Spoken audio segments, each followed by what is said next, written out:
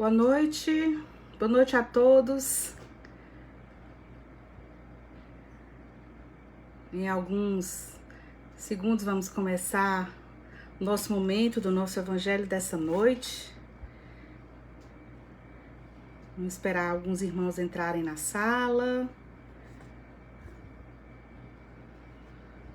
Boa noite a todos. Que alegria estar aqui novamente com vocês.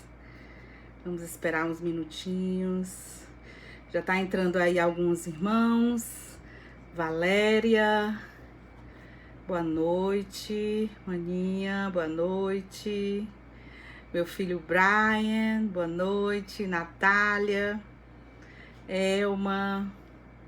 Que a nossa noite de hoje possa ser iluminada, possa ser um momento de muita introspecção, reflexão e um momento de harmonia, né? Com o pensamento no nosso Cristo, no nosso Jesus, que é o nosso mestre maior, aquele que está sempre conosco.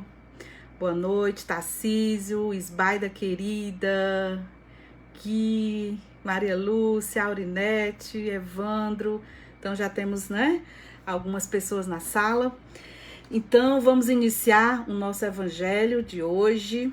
Eu sou Vera Leitão Cardoso, uma irmã que faz parte da família da Casa de Francisco, Lar de Clara. É um prazer muito grande estar com vocês essa noite, onde no final desse dia nós estamos aqui para brindar a alegria de termos vivido mais esse dia, de chegarmos hoje, né, 28 de abril de 2021, com saúde, com uma oportunidade de socializar esse momento com a nossa família, né, a nossa família universal.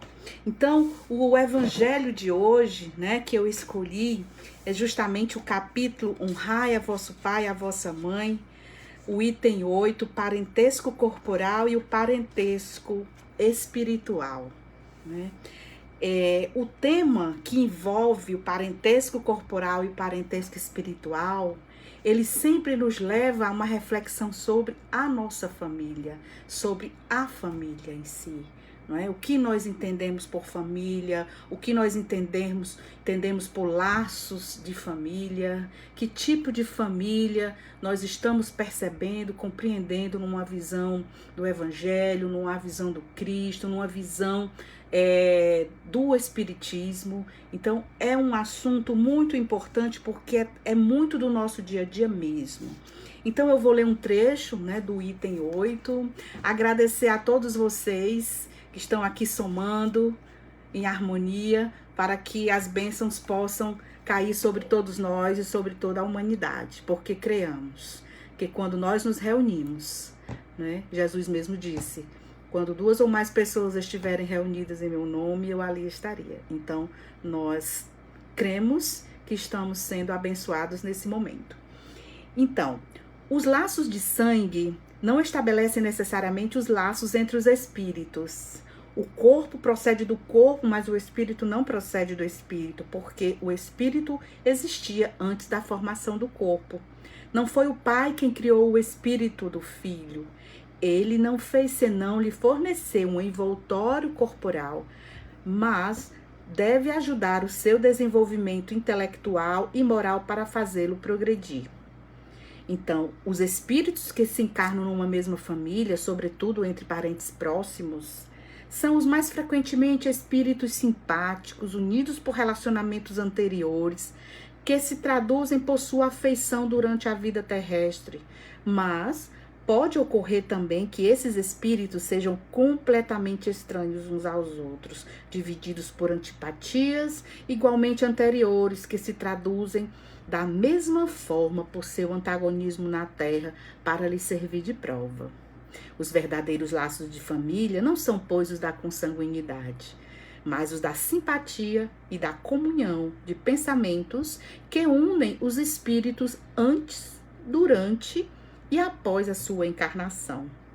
De onde se segue que 2 seres nascidos de pais diferentes podem ser mais irmãos pelo espírito do que o fossem pela o sangue. Podem se atrair, se procurar, dar-se bem juntos, enquanto que dois irmãos consanguíneos podem se repelir, como se vê todos os dias. Problema moral que só o Espiritismo podia resolver pela pluralidade das existências. Então, eu vou ler só esses 2 parágrafos, é um trecho mais longo por conta do tempo, que é um pouco, né, é um tempinho curtinho do nosso evangelho. Então, uma das coisas que eu acho que o Espiritismo, né, a doutrina espírita enquanto consoladora, vem nos mostrar o quão é importante essa percepção muito mais aprofundada do que seriam os laços de família. Ora, se nós formos pensar, durante tanto tempo na história da humanidade, são vários os conceitos de família, mas o conceito de família que outrora nós tínhamos em nossas mentes, vamos imaginar quando, por exemplo, éramos crianças, né? No caso das pessoas, não das pessoas mais jovens hoje em dia, mas nós tínhamos um conceito de uma família nuclear, de pensar na família consanguínea, no pai, na mãe, no filho, né? Então, esse conceito de família, de uma forma mais geral, ela foi o que? Ela foi expandida. Então, hoje já se sabe que o conceito de família envolve não só aquelas pessoas que é pai, mãe, filho, ou mesmo somente as consanguíneas, mas todas as outras que habitam e se relacionam, não necessariamente debaixo do mesmo teto, mas que se relacionam socialmente, afetivamente, né? Hoje entra todo mundo no conceito de família, quando existe esse sentimento de família. E hoje, quando nós olhamos para o que o Evangelho, não vem nos falar sobre a questão do parentesco corporal e o espiritual, nós vimos que esse conceito ele é muito mais profundo que isso, ele está muito além, né, do que às vezes a nossa própria percepção enquanto seres ainda crianças e ainda neófitos nesse conhecimento espiritual e de todas as questões que envolvem a subjetividade, onde nós estamos galgando degraus ainda tão ínfimos perante o que a sabedoria de Deus é, mas nós já conseguimos ver o que é a questão realmente da família no âmbito da espiritualidade e da vivência de cada um de nós enquanto espíritos que buscam uma progressão. Então, trazendo para o mundo de hoje, principalmente, que é o que estamos vivendo no momento, vamos trazer para o nosso cotidiano o que o Evangelho quis dizer, o que realmente envolve esse parentesco corporal e o espiritual. Estamos aqui, vivemos numa mesma família consanguínea, temos pai, mãe, irmãos, sobrinhos, não é? Sobrinhas, primas, primos, pessoas que fazem parte de nosso sangue, mas que às vezes, ou em a grande maioria das vezes, nós temos sempre, né, em uma família, aquelas pessoas que, embora sejam do mesmo pai e da mesma mãe, apresentam no seu comportamento, no seu sentimento, na sua mente e no seu coração, animosidades, lembranças ou experiências vividas em outras encarnações, onde poderia se existir algum tipo de antipatia, algo que nós fizemos a esta pessoa e que por uma misericórdia de Deus veio como prova, para que a gente pudesse nascer na mesma família e ali pudéssemos, não é, melhorar um pouco desses sentimentos ou dessas vivências que nos fizeram tanto mal, diminuir a animosidade, a competição, a falta do amor. Mas vejam, quantas famílias nós temos relatos hoje em dia onde o pai mata filho, filho mata pai, brigas por questões materiais. Por quê? Porque nós temos que aproveitar esse momento de reencarnar na família, porque nós temos não somente a questão do laço onde nós chamamos a família somente dos laços corporais, mas a família de laços espirituais. Com certeza, estamos nas nossas famílias, nós não estamos nas famílias erradas. Quantas pessoas falam, eu não era para ter nascido nessa família, eu não posso, um pai desse que não gosta de mim, uma mãe dessa que não gosta de mim, ou eu mesmo, ou um filho que não nutre sentimentos de afeição profunda de ser filho de fulano ou de beltrano. Por quê? O Espiritismo vem nos mostrar a questão desse laço e dessa possibilidade de reencarnar dentro dessa escola de aprendizagem magnífica que se chama família, não é? Que se chama família.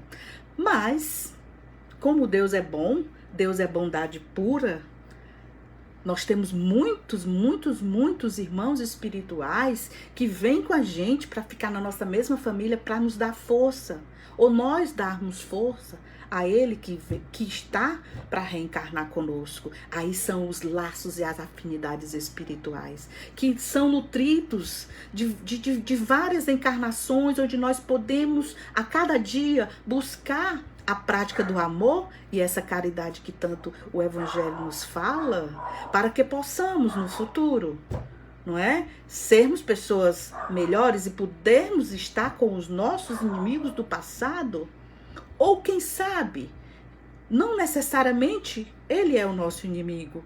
Às vezes nós fomos aquela pessoa que fez o mal, que andou pelo caminho errado e fez mal àquela pessoa, mas nós, na santa ignorância, ou mesmo porque o egoísmo que impera em nosso ser, nos trava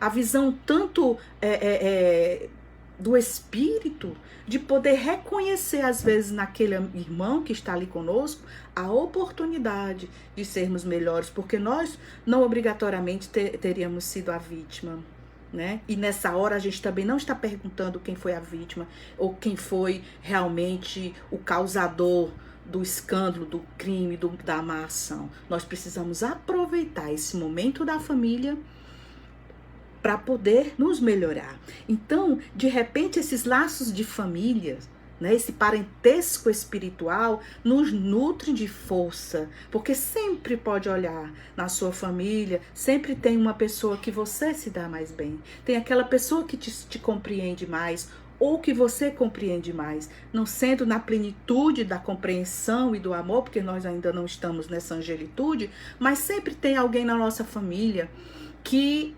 realmente está mais próximo. E vamos imaginar, então, saindo do foco da família consanguínea, vamos imaginar aqueles irmãos que não são do nosso sangue, mas que nos entendem melhor.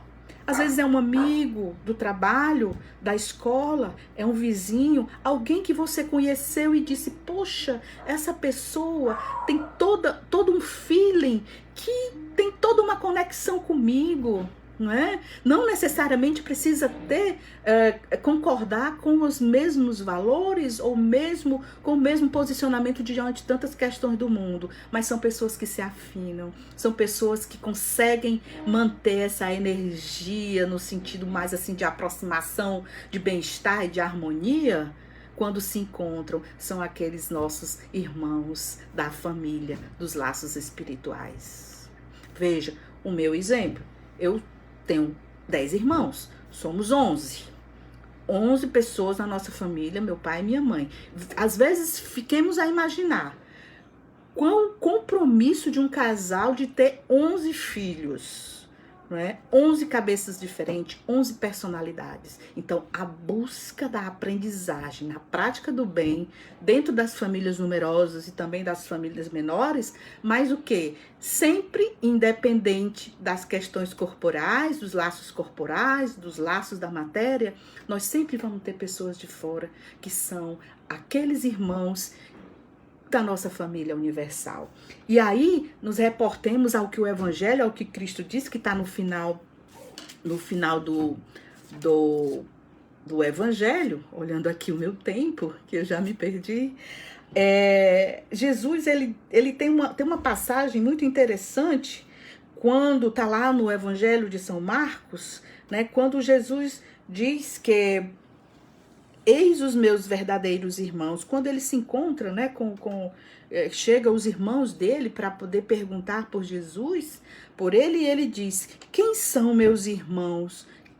Quem é minha família? E ele olha para aquelas pessoas que o seguem e diz: eis meus verdadeiros irmãos, não é? Por quê? Porque Jesus, ele captava a questão da família universal, da família de laços espirituais. Ele via mais profundamente do que simplesmente ser a questão da família corporal. Não é? Então, ele deixou essa lição para nós, para deixar claro que não é somente o parentesco corporal que, na verdade, impera enquanto família, e sim o parentesco espiritual, que é quem realmente, numa visão mais da subjetividade, nos acompanha. E essa família espiritual, ela passa por tantos que não encarnados estão conosco, nos acompanham como os nossos irmãos benfeitores que podem ter tido vivências conosco, e no momento da nossa reencarnação, no momento da nossa programação, ele diz: estarei contigo, minha irmã, estarei contigo, meu irmão, para que você não caia, para que tu possas realmente compor e não ser reprovado mais uma vez, né, nessa escola, no nível da escola que nós vivemos, na nossa escola terra e na nossa escola família, onde nós aprendemos muito. Então, eu queria deixar minha mensagem, tá? E relembrar, para fechar também, que se nós fôssemos avaliar, eu lendo, né, os trechos do livro que foi psicografado por Divaldo, né, pelo Espírito Joana de Ângeles, que é o SOS Família, é muito interessante que vocês também deem uma lida, quem não tiver lido. Então, ele inclusive, no texto, ele começa com a pergunta 774, 775 do Livro dos Espíritos, né, quando se fala da família.